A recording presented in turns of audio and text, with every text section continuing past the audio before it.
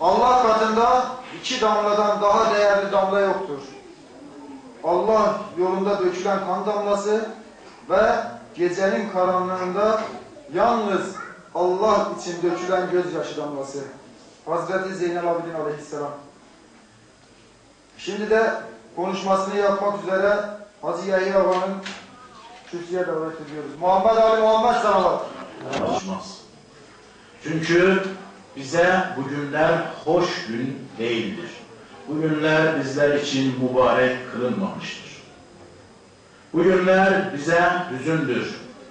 Hüznümüze teşrif getirdiklerinizden dolayı hüzün meclisimizi, yas ve ezan meclisimizi doldurduklarınızdan dolayı hepinize teşekkür ederim. Bizler o zaman şad oluruz.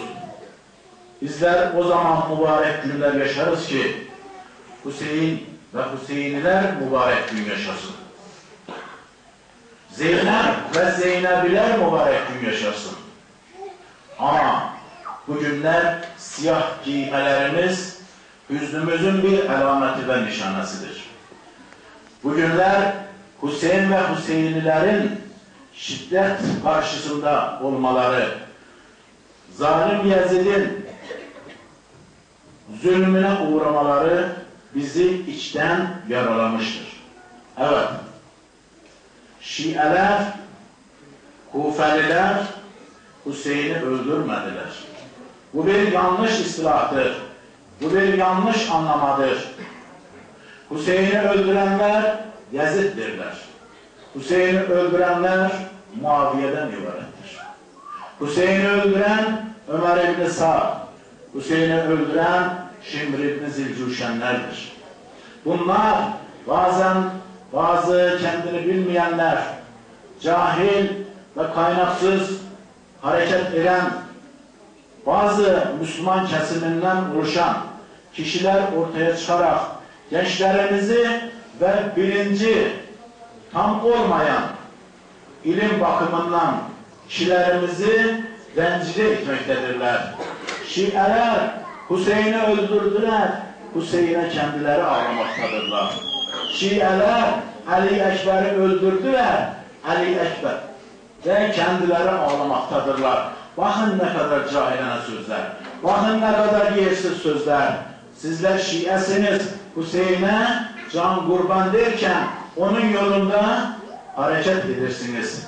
Eğer Hüseyin'i öldürseydiniz neden bu mateme kendinizi adayabilirdiniz? Eğer Hüseyin'i öldürseydiniz neden Hüseyin diyebilirdiniz? Peki dönelim tarihe. Acaba Yezid ne zaman Şii oldu? Muaviye ne zaman Şii oldu? Ömer İbni Sa'd ne zaman Şii oldu?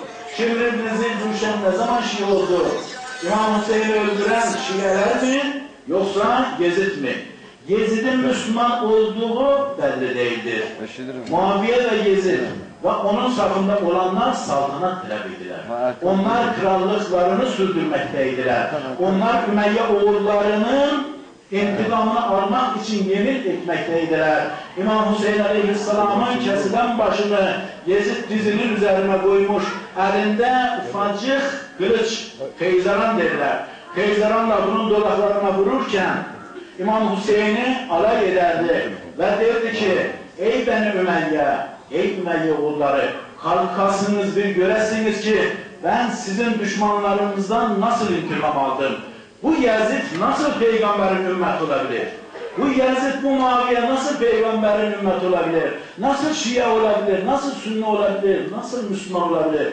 Bunlar baştan ayağa soyca kafirdirler. İmam Hüseyin'i Müslüman öldüremez. İmam Hüseyin'i öldüren kafirlerdir. İmam Hüseyin'i Yezidlerdir öldürmüş. Arkadaşımız burada güzel bir söz dedi. Dedi dikkat edin, dikkat edin. Şimdiye kadar hiçbir Müslümanda, hatta kafir ülkesinde bile Yezid'in ismini çocuklarına koyan bir kimse yoktu. Ben biraz yukarıya çıkmak istiyorum. Şimdiye kadar İslam aleminde hiç kimse Muaviye'nin de ismini çocuğuna koyduğu yoktu. Bir tane Muaviye ismini bana gösterin, mümkün değildir. Niye? Muaviye haksız yere imamlara karşı saltanatını yükseltmek için ve Yezid'de aynı zamanda İmam Hüseyin'e karşı saltanatını yükseltmek ve Beni Ümeyye'nin intikamını almak için o mevki makama gelmiştiler. Ve yaptılar. Ama bunu iyi bilin. İslam aleminde kesinlikle mağlubiyet yoktur. Bunun farkına varmalısınız. Ey Hüseyin gençleri! Burada oturmanız ibadet, yürümeniz ibadet, hareket ibadet, konuşmak ibadet, ölmek ibadet, öldürmek ibadettir. İslam aleminde şehadet kurtuluş demektir. Allah Tebarek ve Teala buyuruyor. Onlar ki Allah yolunda ölüyorlar, tatlı canlarını veriyorlar, onlar ölü değiller. Onlar Allah yanında rızık yemektedirler. Cennet-i âlaya yükselmişler. Şehit cennet olarak en yüksek makamı işgal etmiştir. Bir insan şehit olursa kurtuluşa ermiştir. Bir, eğer şehit değil, galip gelirse yine de zafer onunladır. Peki İslam aleminde, inanç aleminde özellikle İslam mektebinde mağlubiyet yoktur. Hüseyin ölseydi de, kalsaydı da zafere ulaşmış idi ve zafer ulaşmış idi. Başka hiçbir şey yok idi. Hüseyin zahiren bedensel olarak mağlup gösterildi. Ama Hüseyin'in yaşamı, Hüseyin'in şehadeti bu kadar millete heyecan verdi. Bu kadar milleti toparladı. Şii alemine dikkat edin. Ve zamanın Yezidlerine dikkat edin. Sadece Yezid'e kifayet etmeyen o tarihte kaldı bitti. Hayır. Yezid meselesi varken kıyamete kadar da devam edecek. Hüseyin varken Hüseyinliler de kıyamete kadar devam edecek. Hak varken batıl var. Batıl varken hak var. Zalim varken mazlum var. Mazlum varken zalim vardır. Zamanın Yezidleri dikkat edersiniz. Küfür alemini bir tarafa koyalım. Bu yanına sözde adına İslam, Müslüman demiş ve Vahhabi bir zihniyeti taşımaktadırlar. Bunlar Şia'nın kanını, canını, malını, namusunu halal bilmektedirler. İşte Yezidi Müslümanlardı bunlar. Suudi Arabistan hükümeti ve kendisi kralları şimdi Yemen'de bir ülkedir. Arap ülkesidir. Yemen'de bir grup Şii, El-Husi denilen bir grup Şii'ye savaş açmaktadır. Amerika o büyük şeytanı da yanına alarak, ondan güç alarak, onun uçaklarıyla, kendi uçaklarıyla Yemen hükümetini de arkasına alarak o Şiileri orada öldürmek peşindedir. Aylardır onların başına bomba yağdırmaktadır. Bunlar Yezidi zamanlardır. Yezidi zamanlara karşı dikkatli olmak lazım. Vehhabilere karşı dikkatli olmak lazım. Müslümanlar birbirinin kardeşidir. لَاَتَسِمُوا بِهَبْلِ اللّٰهِ جَمِيعًا وَلَا تَفَرَّبُوا Ey iman edenler, ey müminler, Allah'ın ipine sarılın ve ayrılmayın. İslam dininde mağlubiyet yoktur. Ama hangi dinde? Bizim inanç olarak dinimiz İslam. Bir insan İslam mektebinde eğitim görmek istiyorsa şart mektebin olmasıdır. Bir. İkinci olarak kitabın olmasıdır. Üçüncü olarak öğretmenin, muallimin olması şarttır. Bir insan bir mektebe giderse o mektepte öğretmen olmazsa hayır yok. Bir insan bir mektebe gelip oradan eğitim almak isterse o mektebin kitabı olmazsa yine de hayır yoktur. Bir insanın öğretmen ola, kitabı ola, mektep olmazsa yine o da geçicidir, hayır yok. Peki nasıl olmalıdır? İşte mektebimiz İslam dini, kitabı Kur'an-ı Kerim, muallim öğretmeni ise Ehl-i Beyt ve imamlardan ibarettir. İmamsız Kur'an tahçada olan normal kitap gibidir. Muaviye'nin mızraklara vurduğu Kur'an yaprakları gibidir. Hazreti Ali natıbı Kur'an'dı ama o mızraklarda olan Kur'an'ın yaprağı aldatmak için vurulmuştur. Hakiki Kur'an Ali'dir, hakiki Kur'an, natıbı Kur'an Ehl-i Beyt'tir. Ehl-i Beytsiz Kur'an fayda vermez, bunu çok iyi bilin. Kur'an olmadan Ehl-i Beyt'in de faydası yoktur. Çünkü bu ikisi birbirinden kardeştir. İnne tarikum fikum fegarin kitabellah ve itreti Ehl-i Beyt. Ben dünyadan gelirim aranızda çok değerli iki şey bırakırım. Bir, Allah Teala'nın kitabı, hemen İslam mektebinin okunacak kitabı Kur'an-ı Kerim.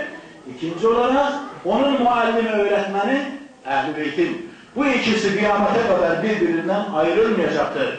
Bu ikisinden peşinde gidenler zafere, cennete, bunları terk edenler ise uçuruma gideceklerdir. İnne Allaha a'adda ummeti bisenabiki kheyliha ve merakiz rimahiha. İşte bu mektebin insanları için ölüm yoktur. Ölüm demek fena olmak. Ama bunlarda ölüm anlamı yoktur. Peygamber Efendimiz buyurur, Allah Tebareke ve Teala benim ümmetimi atların ayağı altında ve okların düştüğü yerde aziz kılmıştır, şereflendirmiştir, izzet vermiştir. İmam Hüseyin'in bedeni atların ayağı altında parçalandı, izzetlendi. Ali Ekber ve Qasimlerin bedeni oklar altında nişan alındı ve şehit oldu, izzet ve değer kazandı. İslam aleminde mağlubiyet yoktur. İmam Hüseyin Aleyhisselam bugün oturmuşsunuz burada. Bu lambaların ışığından faydalanmaktasınız. Evet. Bu lambalar olmasaydı hepimiz hedefimize ulaşamazdık. Gideceğimiz yeri göremezdik. İmam Hüseyin ve 71 yaranı dostu bu günlerde kendi canlarını mum gibi yaktılar. Mum gibi yaktılar. Özleri tükendiler ama topluma nur verdiler. Topluma aydınlık verdiler. Topluma ümit verdiler. Bugün Şia alemine bakın. Dünya istikbarı Şia aleminden korkmaktadır. Dünya istikbarı Şia aleminin karşısına çıkamamaktadır. Çeşitli bahanelerle İslam ülkelerini mezhep olarak birbirine düşürüp onları sömürmek ve fikirsel olarak istismar peşindedir. Maalesef Şia alemini daha mağlup edemedi. Ama maalesef Ehl-i Beyt'ten ne zaman ayrı düştükse o zaman biz söndük, bittik. Bakın Arap ülkelerine dikkat edin. Zamanın zalimi girdiği anda perişan eder çıkar. Niye? Çünkü birlik beraberlik yok. Çünkü İslam anlayışı doğrucu yerine oturmamıştır. Ehl-i Beyt anlayışı doğrucu yerinde oturmamıştır. Ve şehadet anlamı daha yoktur. Bir insan şehadet anlamını bile, yaşamın Ehl-i Beyt doğrultusu olduğunu bilirse, o insana hiçbir güç galip gelemez. Evet, Hüseyin Aleyhisselam tatlı canını mum gibi eritti ama topluma ışık verdi, nur verdi. Topluma hayat verdi, yaşam verdi. Çünkü Hz. Mevla Aleyhisselam buyurur, İnnemel hayat akidetun vel cihad. Yaşam ibarettir iki şeyden. Bir, akide, yani itikat, inanç. Ve o inancı korumak için cihad, nefsiyle, malıyla, canıyla, evladıyla cihad etmektir. Bu ikisi bir arada zaferin müjdesidir. Cennetin müjdesidir.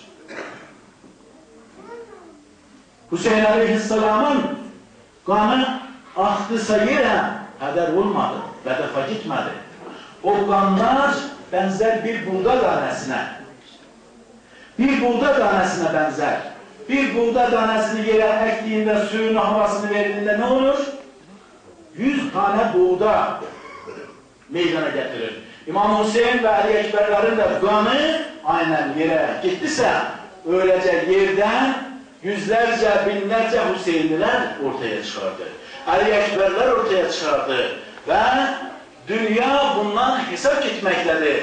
Müslümanlar bundan hesap etmektedir. Allah Tebareke ve Teala bizleri Ehl-i Beyt'ten ayırmasın, günahlarımızı affeylesin ve gençlerimizi İmam Hüseyin gençleriyle Ali Ekberlerle meşhur, yaşlılarımızı Habibinin mezahirlerle meşhur, hanımları ise Hz. Zeynep'le meşhur kılsın inşallah. Ve burada başımı çok ağrıtmak istemiyorum. Hepinize teşekkür ederim. Bu gecede oturup bizleri dinlediğiniz için. Allah sizleri muvaffak eylesin, Ehl-i Beyt'ten meşhur eylesin.